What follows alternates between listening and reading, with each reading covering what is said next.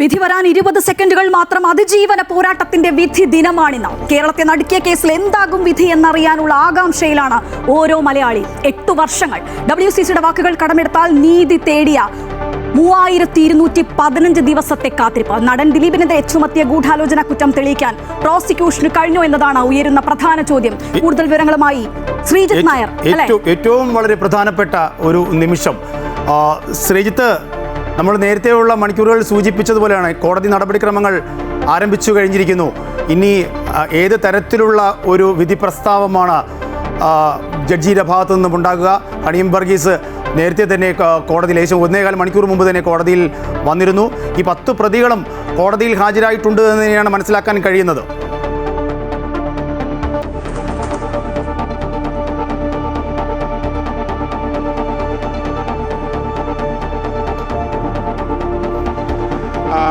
തീർച്ചയായും രാജേഷ്, നമ്മൾ കാത്തിരുന്ന ആ സമയം എത്തിയിരിക്കുന്നു. കോടതി നടപടികൾ തുടങ്ങിക്കഴിഞ്ഞിരിക്കുന്നു. ഏതാണ്ട് 1 മണിക്കൂറിനുള്ളിൽ തന്നെ ഇതുമായി ബന്ധപ്പെട്ട വിധി പ്രസ്താവം ഉണ്ടാകും.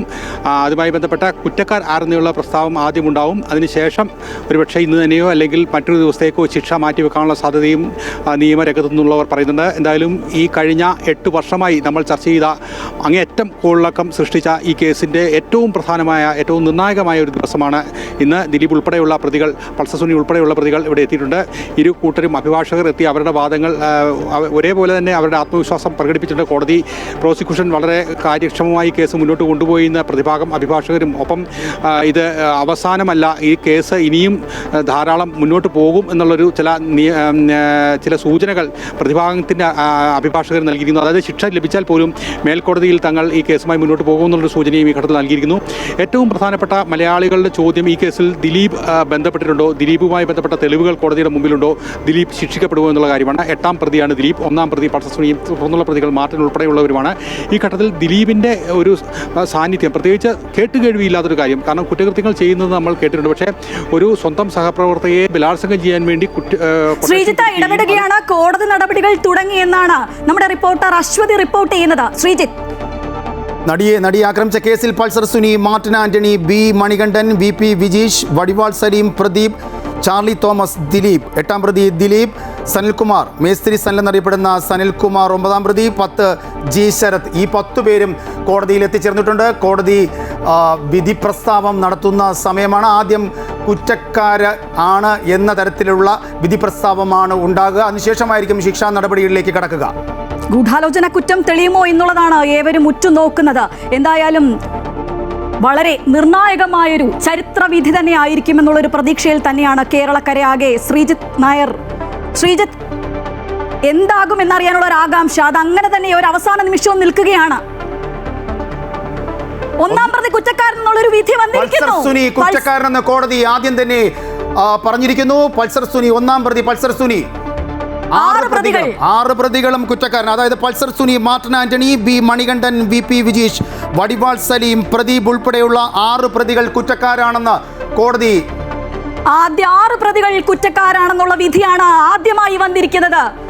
ഏറ്റവും സുപ്രധാനമായ വിധി വന്നിരിക്കുന്നു. ആദ്യ പട്ടികയിലെ 6 പേർ അവർ കുറ്റക്കാരാണെന്ന് കോടതി വിധിച്ചിരിക്കുന്നു. ശ്രീജിത്ത്, ആദ്യത്തെ 6 പേർ കുറ്റക്കാരാണെന്ന് കോടതി കണ്ടെത്തിയിരിക്കുന്നു.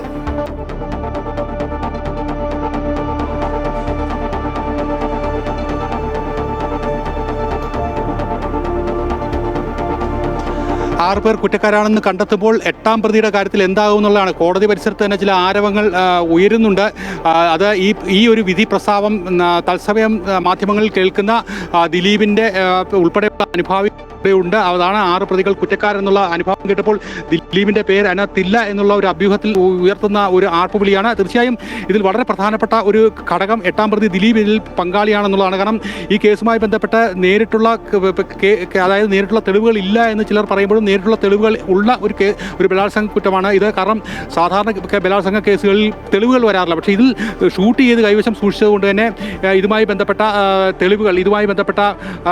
തെളിവുകൾ പൊതുസമൂഹം അല്ലെങ്കിൽ ജഡ്ജിയുടെ കൈവശമുണ്ട്. പക്ഷേ ദിലീപുമായി കേസ് എങ്ങനെ ബന്ധപ്പെടുത്താൻ കഴിയും എന്നുള്ളതാണ് ഏറ്റവും പ്രധാനപ്പെട്ട കാര്യം. അതുകൊണ്ട് തന്നെ പക്ഷേ ഇതിൽ ഏറ്റവും പ്രധാനപ്പെട്ട നമ്മൾ ശ്രദ്ധിക്കേണ്ട കാര്യം, കോടതിയുടെ പരിസരത്തേക്ക് തെളിവുകൾ എത്തിപ്പെട്ടില്ലായിരുന്നുവെങ്കിൽ 85 ദിവസം ഈ കേസുമായി ബന്ധപ്പെട്ട ദിലീപ് ജയിലിൽ കിടന്നു എന്നുള്ളതാണ്. സാധാരണ ബലാത്സംഗം തെളിഞ്ഞിരിക്കുകയാണ്. എന്തായാലും ഈ കൃത്യത്തിൽ നേരിട്ട് പങ്കെടുത്ത 6 പേരാണ് ഇപ്പോൾ കുറ്റക്കാരെന്ന് ഈ 6 പേർക്കെതിരെയാണ് ബലാത്സംഗ കുറ്റം ചുമത്തിയിരിക്കുന്നത്. പൾസർ സുനി, മാർട്ടിൻ ആന്റണി, ബി മണികണ്ഠൻ, VP വിജീഷ്, വടിവാൾ സലീം, പ്രദീപ് എന്നീ ആദ്യ 6 പ്രതികൾക്കെതിരെയാണ് കുറ്റം ചുമത്തിയിരിക്കുന്നത്. ഇവർ കുറ്റക്കാരാണെന്ന് കോടതി പറയുന്നു. 6 പേർക്കെതിരെയും ബലാത്സംഗത്തിനാണ് കുറ്റം ചുമത്തിയിരിക്കുന്നത്. നേരിട്ട് പങ്കെടുത്ത 6 പേർ കുറ്റക്കാരാണെന്നുള്ള ആദ്യ വിധി വന്നിരിക്കുകയാണ് കോടതിയിൽ നിന്ന്. എന്തായാലും ദിലീപ് ഈ കേസിൽ പ്രതിയാണോ? ദിലീപിനുള്ള വിധി എന്തായിരിക്കും എന്നുള്ളത് അറിയാൻ ഒരു ആകാംക്ഷ അങ്ങനെ തന്നെ നിൽക്കുകയാണ്. ഗൂഢാലോചന കുറ്റം ഉൾപ്പെടെ ബലാത്സംഗ കുറ്റം ഉൾപ്പെടെ ഉണ്ടാകുമോ എന്ന് തന്നെയാണ് ഒരുപക്ഷെ രാജ്യം ഉറ്റുനോക്കുന്നത്. 6ാം പ്രതി, ആദ്യത്തെ 6 പ്രതികൾ കുറ്റക്കാരാണെന്ന് കോടതി കണ്ടെത്തിയിരിക്കുന്നു. ബലാത്സംഗ കുറ്റം 6 പേർക്കെതിരെ ബലാത്സംഗം കുറ്റം. ദിലീപ് 8ാം പ്രതിയാണ്. ഏറ്റവും പ്രധാനമായ വാർത്തയിലേക്ക്, ദിലീപ് കുറ്റക്കാരനല്ല എന്ന് കണ്ട് കോടതിയുടെ നിരീക്ഷണത്തിലേക്ക് വരുന്നു. ഗൂഢാലോചനയ്ക്ക് തെളിവില്ല. ഏറ്റവും പ്രധാനപ്പെട്ട വാർത്തയിലേക്ക്, ഒരു പക്ഷേ ഈ അതിജീവിതയ്ക്ക് വേണ്ടി വാദിക്കുന്നവർക്ക് നിരാശയാണ്. ദിലീപിനെ വെറുതെ വിട്ടിരിക്കുന്നു. 8ാം പ്രതി കുറ്റാരോപിതനായ ദിലീപിനെ കോടതി വെറുതെ വിട്ടിരിക്കുന്നു. തെളിവില്ലാത്തതിന്റെ അടിസ്ഥാനത്തിൽ കോടതി ദിലീപിനെ വെറുതെ വിട്ടിരിക്കുകയാണ്. ആദ്യ 6 പ്രതികൾക്ക് മാത്രം. ഒരുപക്ഷെ നിരാശയുണ്ടാക്കുന്ന വാർത്തയാണ്. അതിജീവിതയ്ക്ക് വേണ്ടി വാദിച്ചവർക്ക് നിരാശയുണ്ടാക്കുന്ന വാർത്തയാണ്. ആദ്യ 6 പ്രതികൾ മാത്രം കുറ്റക്കാരൻ. ബലാത്സംഗം തെളിഞ്ഞിരിക്കുന്നു. ബലാത്സംഗത്തിന്റെ ഗൂഢാലോചന കുറ്റം ദിലീപിന് മേലില്ല. ദിലീപ് കുറ്റക്കാരനല്ല.